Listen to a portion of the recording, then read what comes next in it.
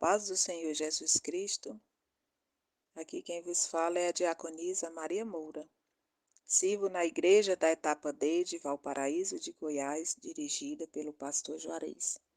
Estamos comentando no segundo livro das Crônicas e eu vou ler vou dar continuidade do capítulo 23 e capítulo 24, onde fala do rei Joás. Vou fazer a leitura, dando continuidade à leitura do capítulo 23, do versículo 16 ao 21. Joiada fez aliança entre si o povo e o rei, para que fosse o povo do Senhor. Depois todo o povo entrou na casa de Baal, e a derrubaram, e quebraram os seus altares e as suas imagens. E a Matã, sacerdote de Baal, mataram diante dos altares. E Joiada ordenou os oficiais da casa do Senhor, sob a direção dos sacerdotes levitas, a quem Davi designara na casa do Senhor, para oferecerem os holocaustos do Senhor, como está escrito na lei de Moisés, com alegria e com canto, conforme a instituição de Davi. E pôs porteiro às portas da casa do Senhor, para que nela não entrasse ninguém, imundo em coisa alguma.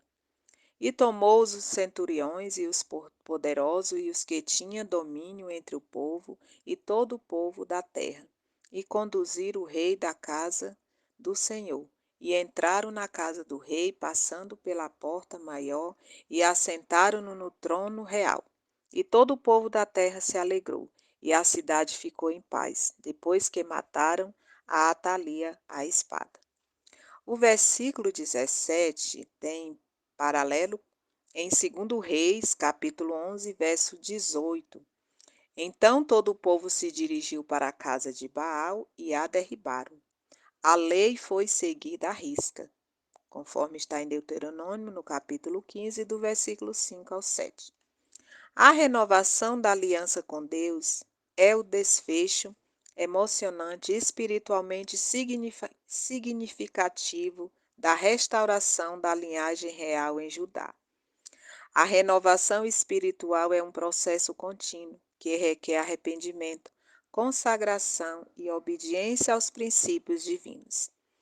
Conforme Davi havia regulamentado as tarefas regulares dos sacerdotes e dos levitas, por meio dos turnos, que está lá em 1 Crônicas 23 a 25, dentre das regras da lei mosaica, Joiada restaurou a superintendência da casa do Senhor. Os versículos 18 e 19 são expansões do texto do cronista, que não tem paralelo no livro de Reis, equipara os levitas com os sacerdotes. No versículo 19, encontramos a restituição do ofício dos levitas às portas da casa do Senhor. 1 Crônicas 26 relata as tarefas dos porteiros, que tinham o trabalho de conservar o templo livre de elementos indesejados. Além disso, eles guardavam os tesouros do templo, conforme está em Levítico, no capítulo 5, versículo 7, e Números 5, 19. Alegrou-se todo o povo da terra. Não houve nenhuma tentativa de contra-revolução, e a linhagem davídica foi restaurada a Judá. Segundo Reis, no capítulo 11 e 20. Dando continuidade à leitura, vou estar lendo agora no capítulo 24, os versículos 1 ao 15.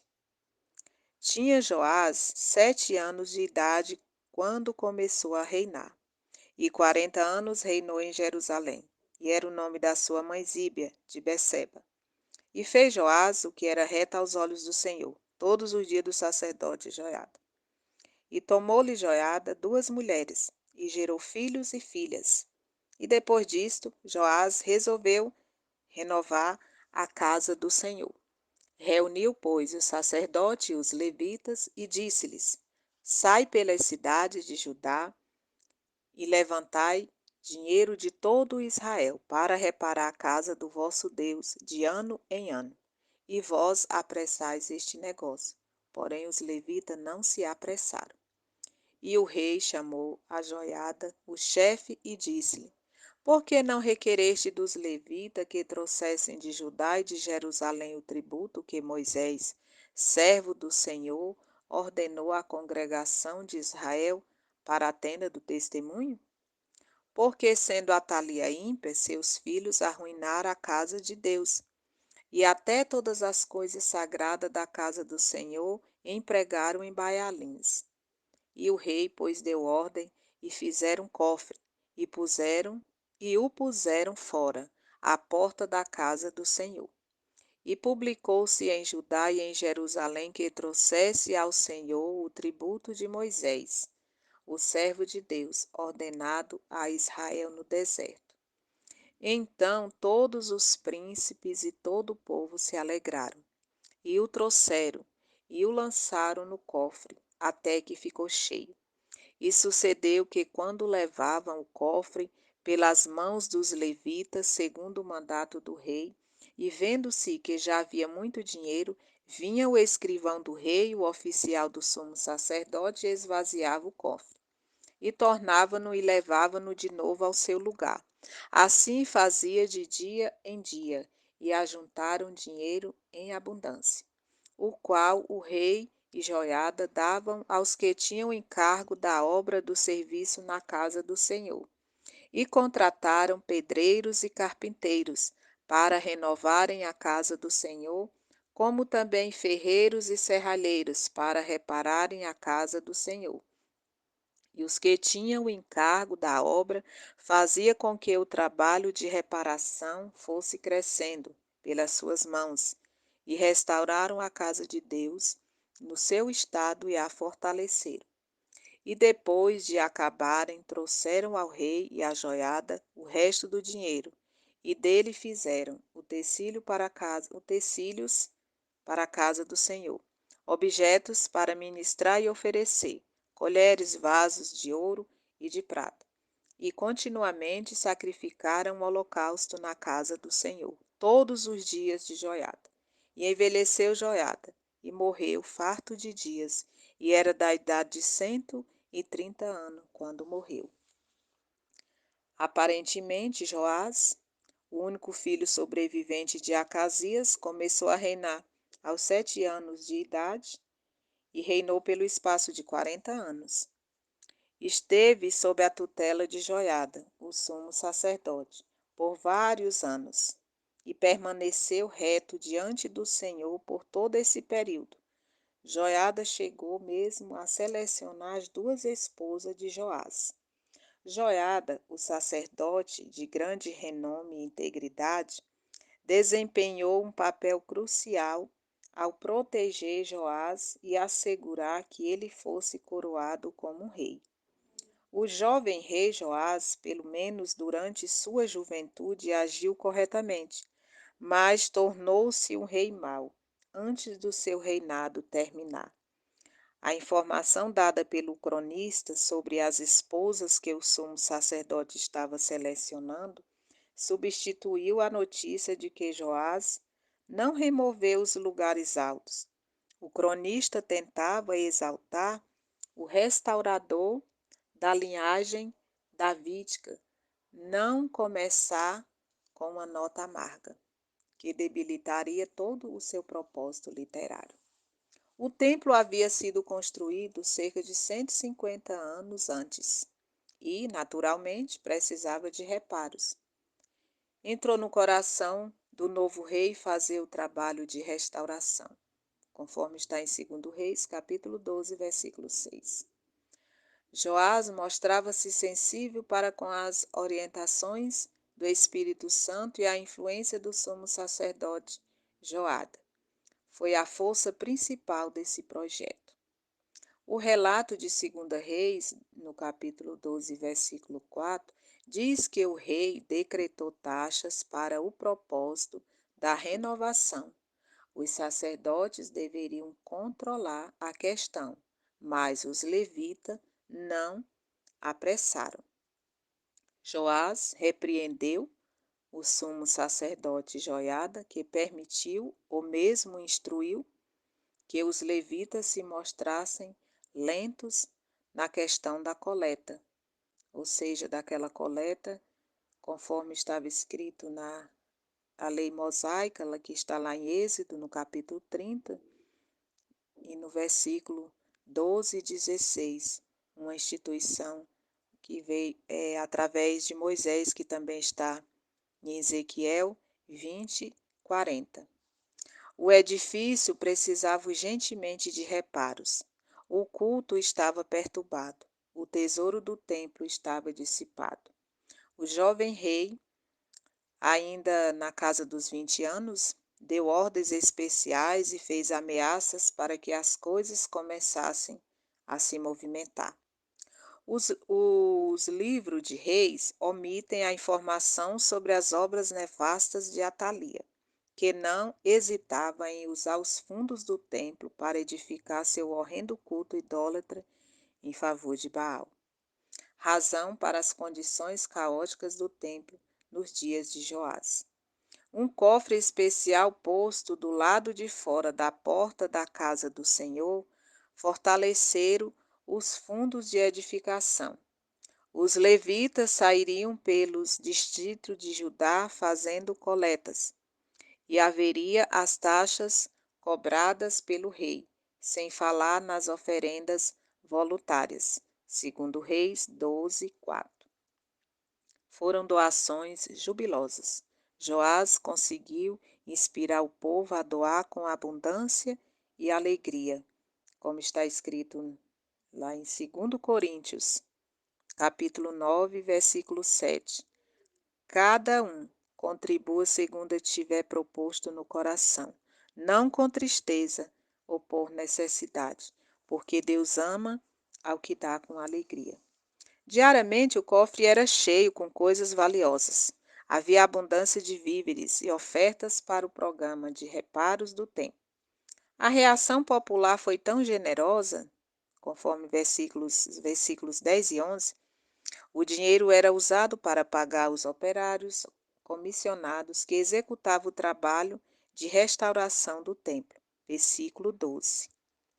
O templo foi restaurado à sua condição original. E ainda restou dinheiro para prover novos móveis e utensílios de uso na adoração. A horrenda Atalia havia furtado o templo, empregando os tesouros na adoração pagã de Baal.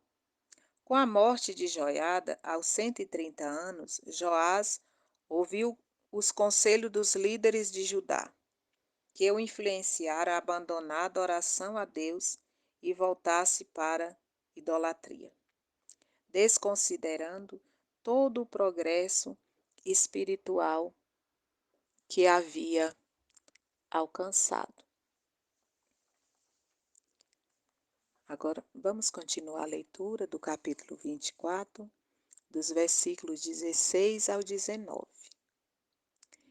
E o sepultaram na cidade de Davi com os reis, porque tinha feito bem em Israel, e para com Deus e a sua casa.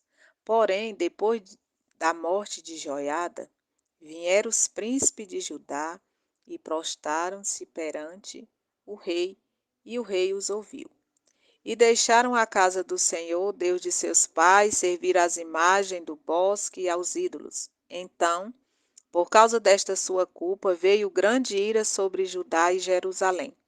Porém, enviou profetas entre eles para os reconduzir ao Senhor, os quais protestaram contra eles, mas eles não deram ouvidos.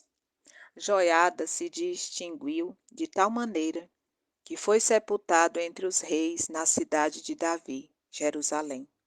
Ele estava ligado à família real por laços de casamento, conforme está em 2 Crônicas, no capítulo 22, versículo 11. Isso provavelmente facilitou as altas honrarias que recebeu por ocasião de sua morte. Joiada morreu e com ele morreu o espírito da reforma. O ideal era a adoração centralizada em Jerusalém, no templo, mas os santuários locais recusavam-se a desaparecer. A idolatria estava de volta. Deixaram a casa do Senhor e serviram os postes ídolos e aos ídolos.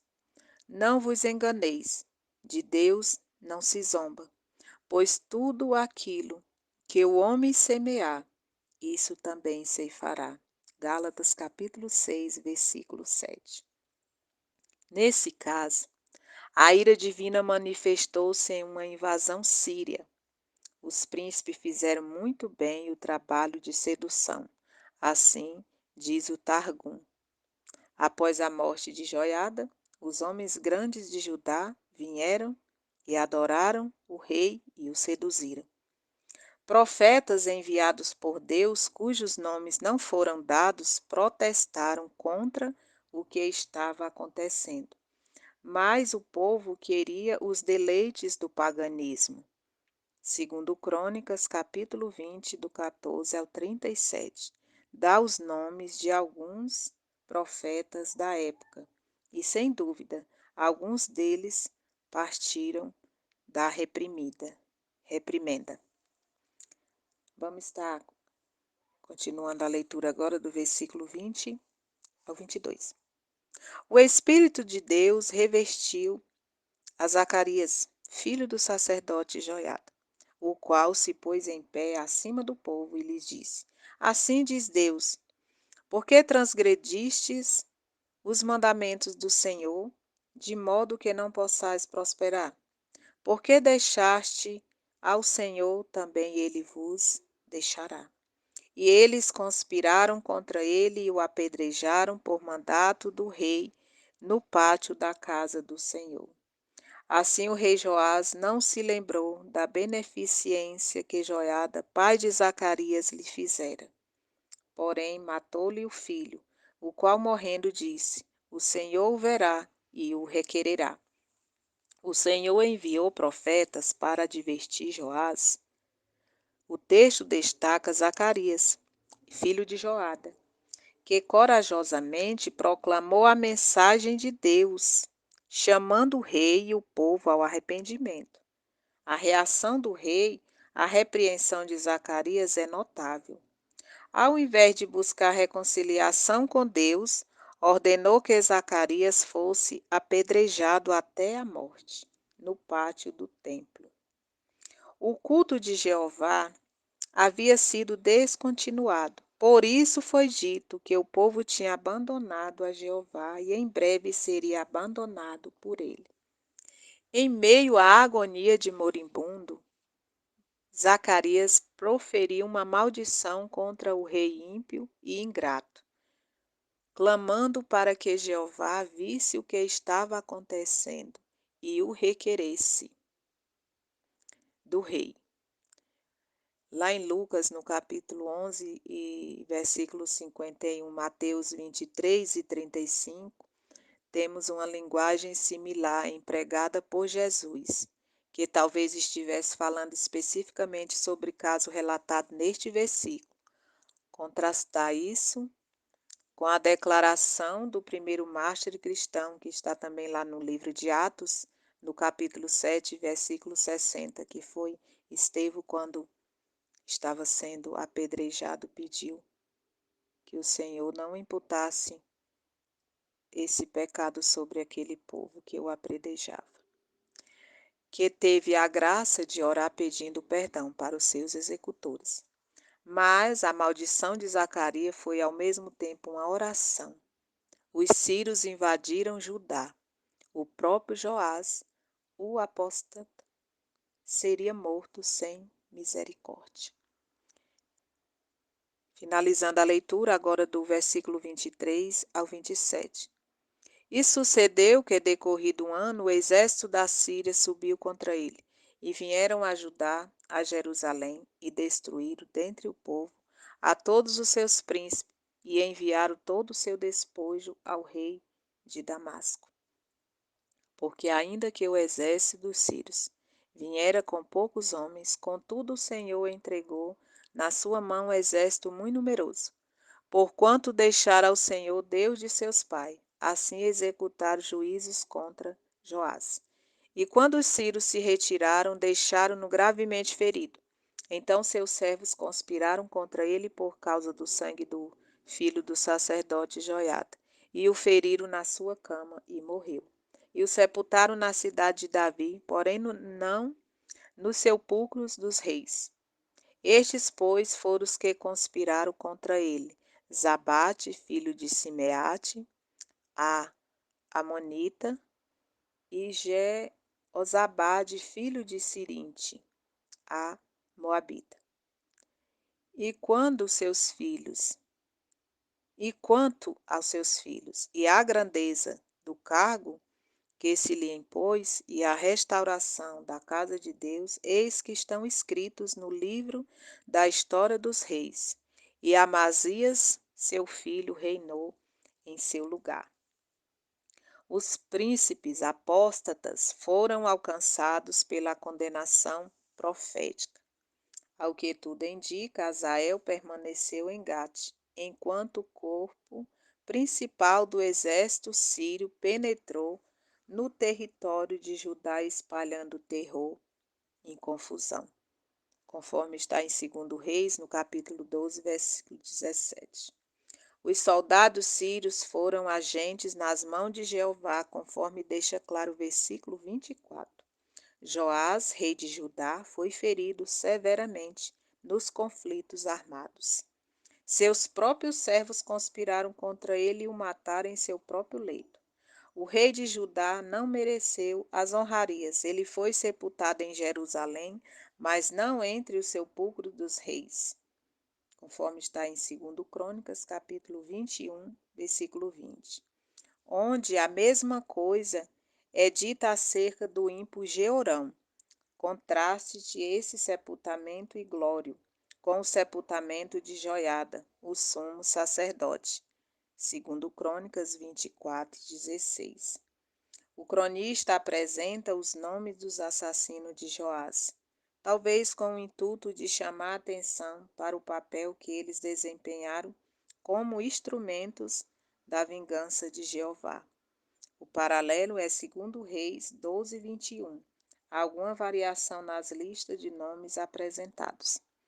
O relato termina com uma nota post-mortem. Joás realmente tinha algumas coisas a seu favor. Ele agiu bem em sua juventude, mas houve muitos oráculos contra ele. Os profetas clamaram contra a apostasia dele, e Jeová o executou, após ele ter cometido o erro fatal de matar o filho do sumo sacerdote Joiada. Sua história ficou registrada no livro dos reis, ou no livro da história dos reis de Judá, segundo lemos em 2 Reis, capítulo 12, versículo 19. Que Deus vos abençoe e a paz do Senhor Jesus.